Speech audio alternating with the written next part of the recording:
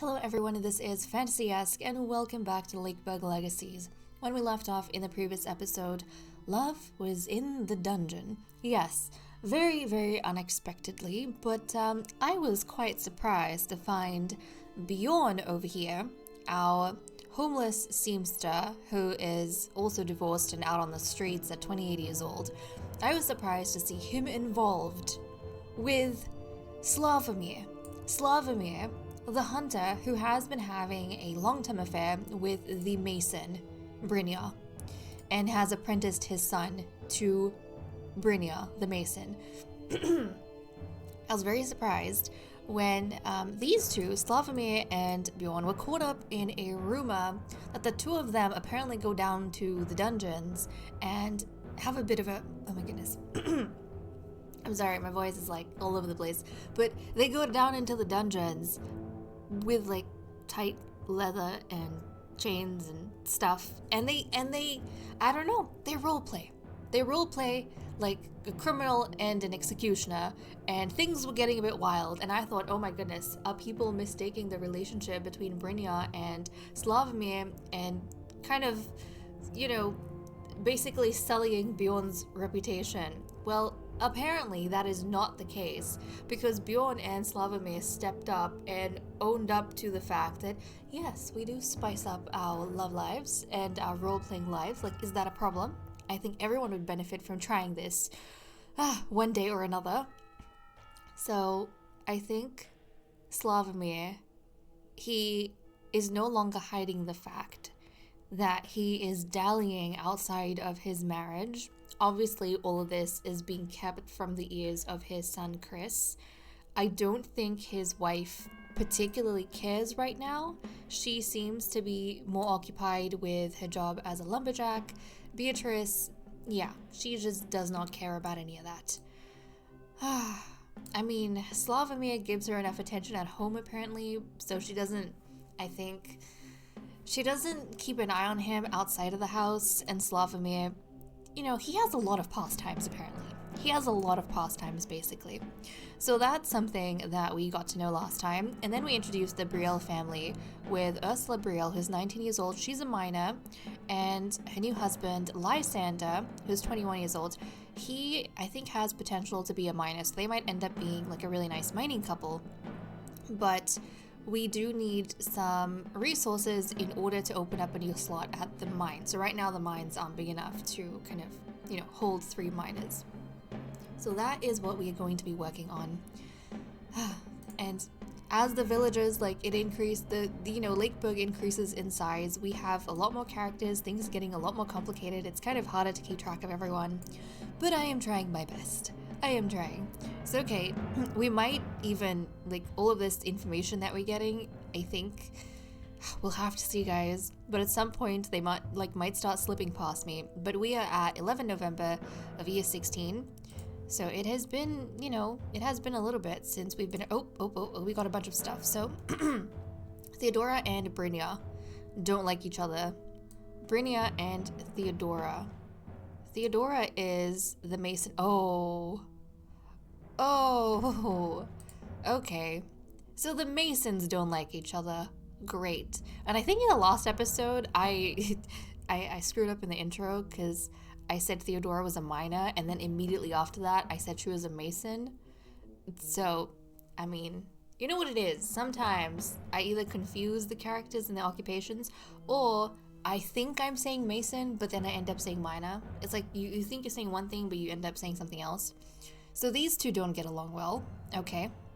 I wonder why Theodora doesn't like Brynja. Maybe because Brynja has questionable personal life, whereas she, so far, has a stable personal life.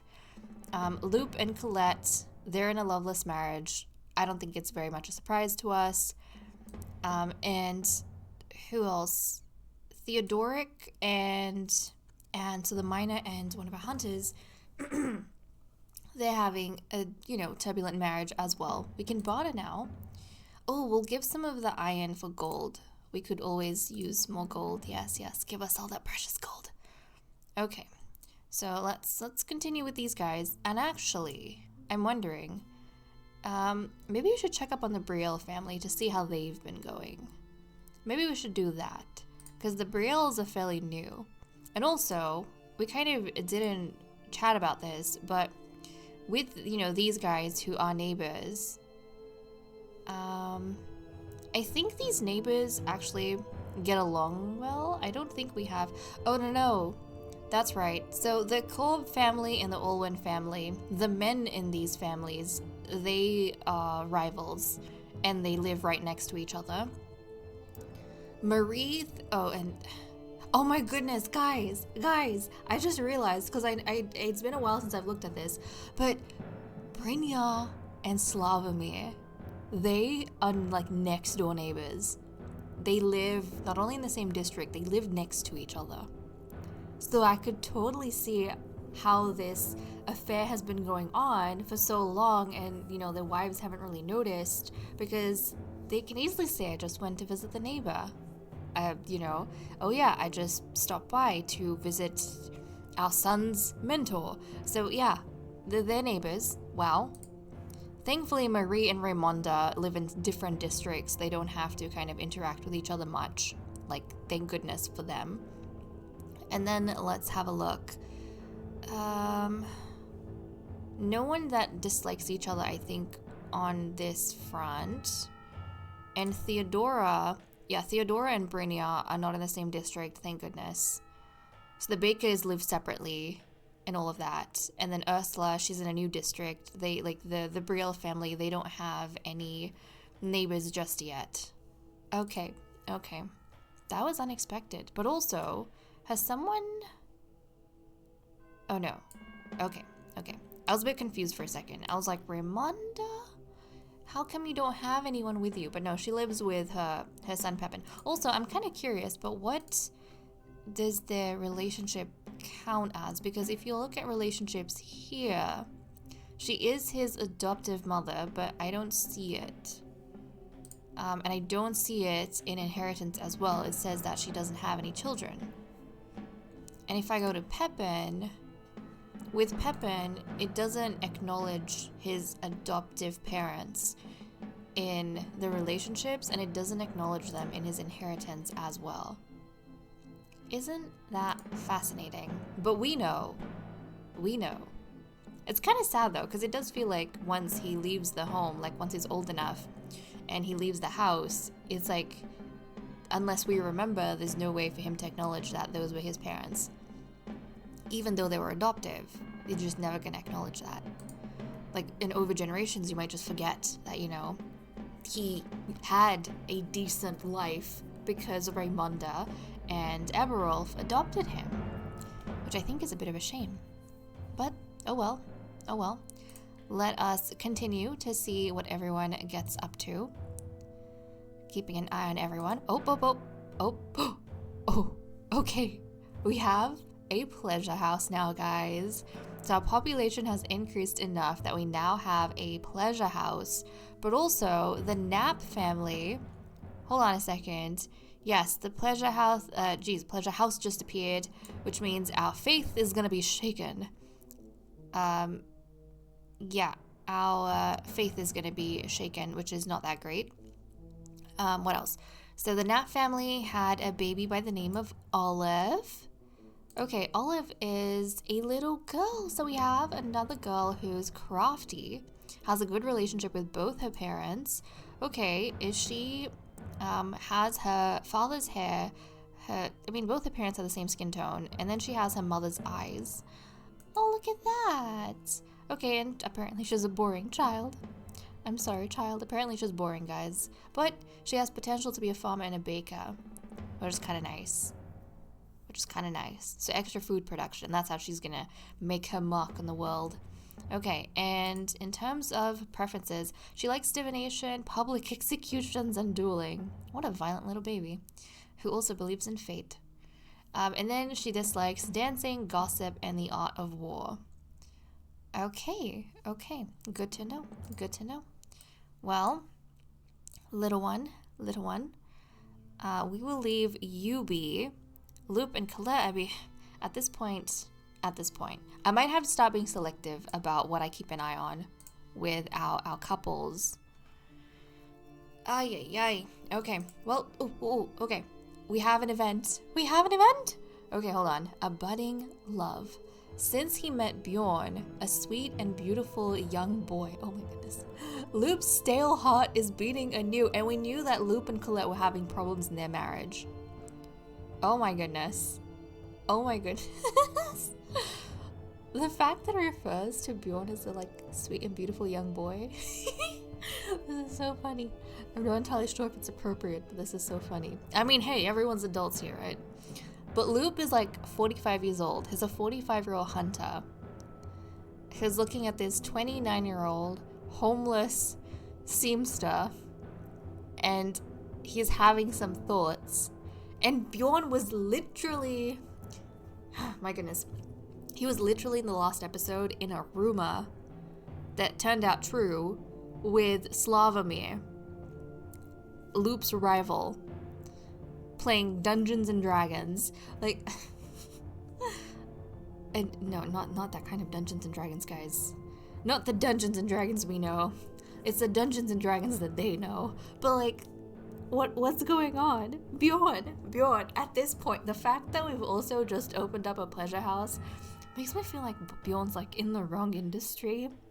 I mean, he's messing with two rivals, you know? I feel like at this point, he should make his way over to the pleasure house. But no, Bjorn. I'm not gonna do that to you. I refuse to do that to you. You're gonna stay the seamster, okay? But, and then Colette, she's Loop's wife. She's 40 years old, a farmer. Let's see how this goes. Okay. A smile here, hands touching there. Those two lovebirds seem to get on pretty well. Loop finds this budding ideal really invigorating. If only he wasn't already married. What can he do? Loop is so stressed out that it prevents him from sleeping at night. He must make a decision. I don't even know what to do with these guys anymore. The men in Lakeburg are so embarrassing. They're so embarrassing only because they are having like affairs left, right, center. When they're married, it's, well, mostly stable marriages. I mean, for Loop and Colette, it's been a, roller coaster ride. They haven't had the best compatibility. I feel like they were with each other for convenience. But for example, with Slavomir, I still can't get over that because he has an excellent affinity with his wife and he's obsessed with his wife. So it's kind of wild that he's involved with like two other guys outside of that. Well, let's see. We can be reasonable. So Colette, if this is the case, then the couple will have like plus 10% to their affection. But then Loop and Bjorn are going to be sad. And if we leave your wife, then Loop and Bjorn get married, right? And then Bjorn and Colette become rivals, obviously, because Bjorn stole Colette's husband. And then Loop and Colette, they become insignificant to each other. They also become divorced and heartbroken, Colette gets heartbroken. I don't know, guys. I don't know. I feel like we should be reasonable, no?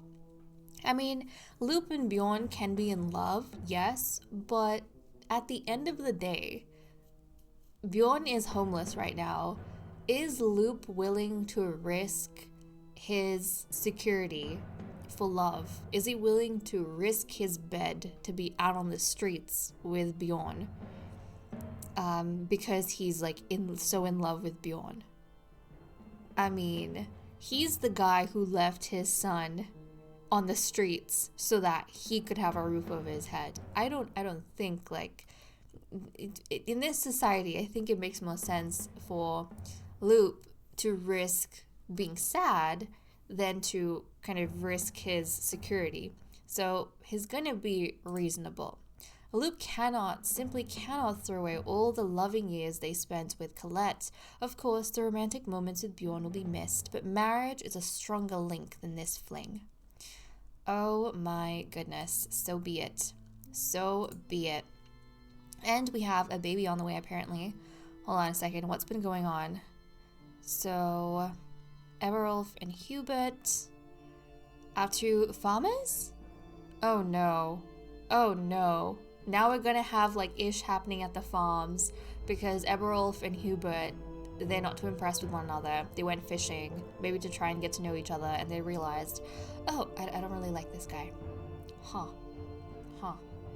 And also, who was expecting? Was it these guys? Oh look, the Brielle family. That is so quick. The Brielle family guys, they're expecting a little baby. That was very, very quick. Very fast. Do we have, oh my goodness, we need to increase our bread stores. Okay, we'll do that. Do we have enough for the mines? Oh my goodness, we need enough. We need more stone. We need more stone. I think we can wait a little bit to have like a bit more stone. And what's going on now? Evrad and Bjorn, they don't like each other. Evrad and Bjorn. Oh great, now the two seamsters don't like each other as well. I don't think we have a single workplace where anyone are friends, like where someone's friends. I don't think so. I feel like everyone just hates each other at this point, you know? That's what it feels like to me. But okay, the mines, let's open up a slot. Lysander, you are going to be a new miner. Okay, the ambience is good right now because we have a mining couple in Ursula and Lysander, and they're expecting a baby with each other, which is very exciting. Okay, good to know, good to know. And we can also do some recruitment. And this time around, we have vacancies in the rodent nest for like a rat trainer. We also have vacancies in the pleasure house. Yeah, in the pleasure house. So that might really shake things up. So let's take a look at our recruitment and see what's going on here on this front. Okay, Eloise, she's 5 right now. I'm keeping an eye on the youngsters. She's got a year before she is ready to apprentice. Let's take a look. Let's take a look. Okay, so we have Hugh, both nobles. We have Hugh Jenner, 23 years old, who could be a thief, jeweler, or baker. So he could be a potential baker of ours. Would have to open up a baking slot. And then we have Ganora, 22 years old. She could be a knight, lumberjack, or blacksmith. So we'd have to open up lumberjack, blacksmith slots. Okay, if we were to get a baker, we'd need to save up on the wood, I think. Wait, so was it lumberjack and blacksmith? Yeah, lumberjack, blacksmith. So this would be 100 wood. Lumberjack would be 40 wood, and the forge would be 30 stone. We could actually have a lumberjack slot right now, like we have enough wood to open that up. So I think we're gonna get Ganora. We'll get Ganora Atherton. I might change her last name, but she looks kind of cool. So Ganora, come on in. Welcome to Lakeburg. Let me take a look at you, honey. Okay, Ganora. We're gonna change her last name real quick. Let's see. Wycliffe? Ganora Wycliffe? We can do Wycliffe. So this is gonna be Ganora Wycliffe. Okay, and she is going to be our 3rd lumberjack. Actually, the lumberjacks don't have any disagreements so far. They're kind of going okay. The lumberjacks are doing pretty decent. But let's go ahead. We're going to have to build her another house. She's going to be neighbors with the mining couple. Oh my goodness. We need to save up quite a bit of wood, though.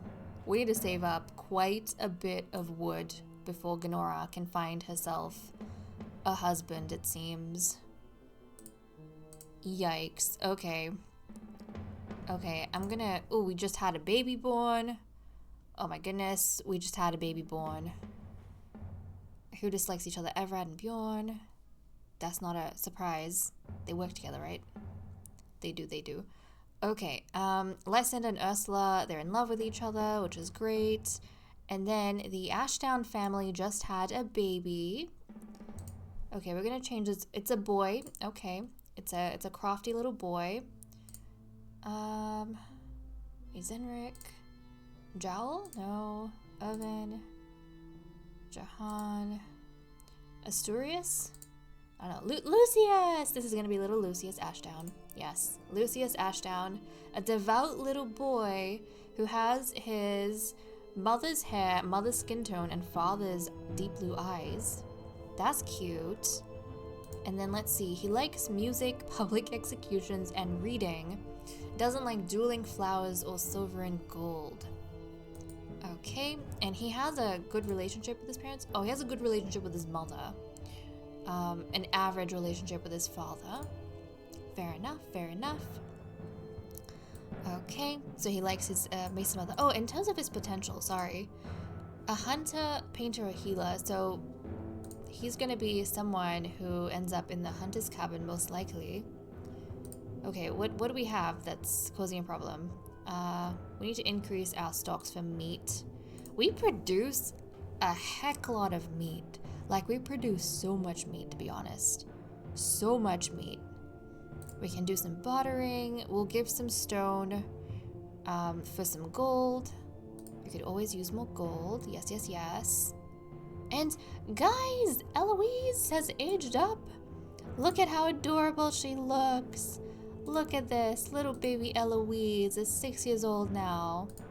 Can we look at her relationships? Look at this. Her mother and father. She's got an excellent relationship with her father, which is good to see. Perfect match with her mother. They're like so close with each other. 100% affinity. I love that. But she looks really, really cute. Okay, well, she wants to be a baker apprentice. Okay, she wants to be at the bakery. That is so cute because her mother's a baker. So she looks up to her mother, has the perfect relationship with her mother, and I think she is going to be apprenticed to her mother. Oh, that's so cute. That's adorable, actually. That's so adorable. It would have been drama if she was apprenticed to her mother's arrival, but no. She's going to be apprenticed to her mother. I imagine she probably spent a lot of time with her mother at the bakery when she was younger. And when she got older, she got so fascinated by, you know, the breads and everything that she wanted to follow in her mother's footsteps. And it was kind of a natural progression for Marie and Eloise to become mentor and apprentice. Ugh, that's so cute. That is so cute. But okay, guys, I think we're gonna have to wait up on getting Ganora a partner until probably the next episode, because hopefully by that point we'll have saved up enough for her to get a house. Yeah, but okay, guys, with that said and done, I'm gonna leave off here. Thank you so much for watching. I hope you all enjoyed, and I will see you all next time. Bye bye.